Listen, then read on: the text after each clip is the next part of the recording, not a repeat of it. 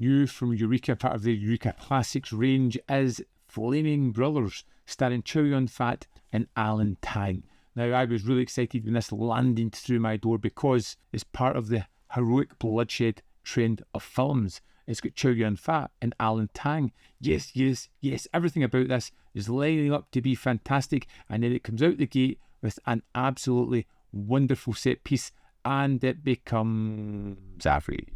Very boring, very typical, and nothing really surprising or new within this range of films. It felt like several other movies I had seen before. It starts off with our two main characters as two orphans who grow up in the tough streets of Macau and climb their way into the criminal underworld. As their empire grows, money and power comes hand in hand with loyalty, betrayal, and violent reprisals.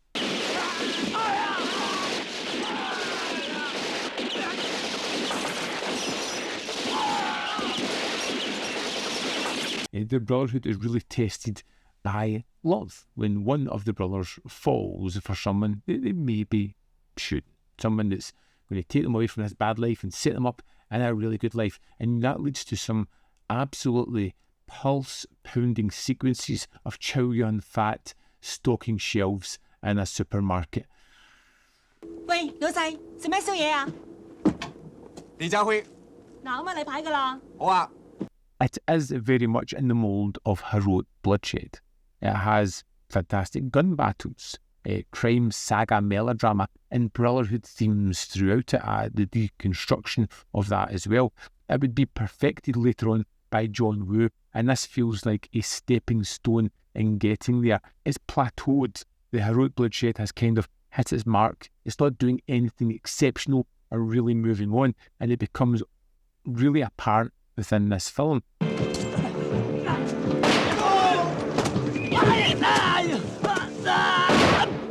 The brotherhood and betrayal storyline is really familiar, but the characters take a shortcut.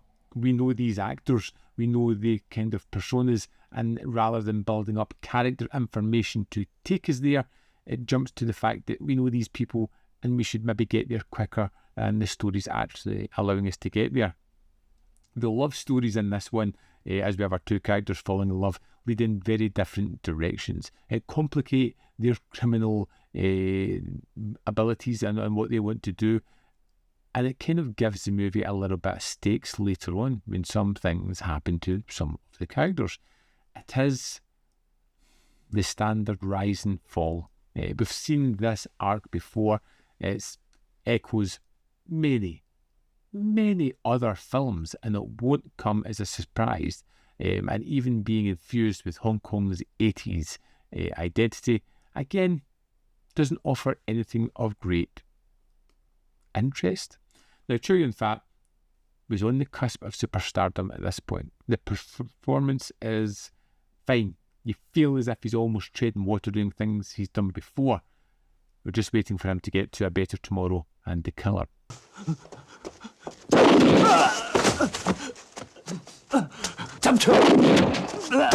There is some really good sequences here that I did like, that were fun.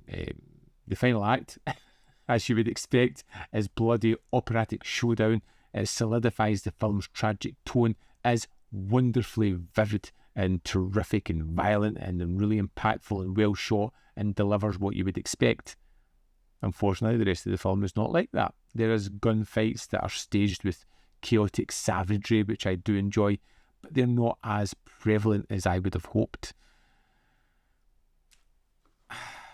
I don't know if I can recommend Flaming Brothers. Maybe it was the mood I was in. Maybe I just had seen too many of these movies at this point.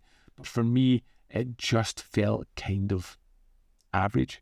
We have it here, and we're going to dive into the disc and have a look at some of the extras.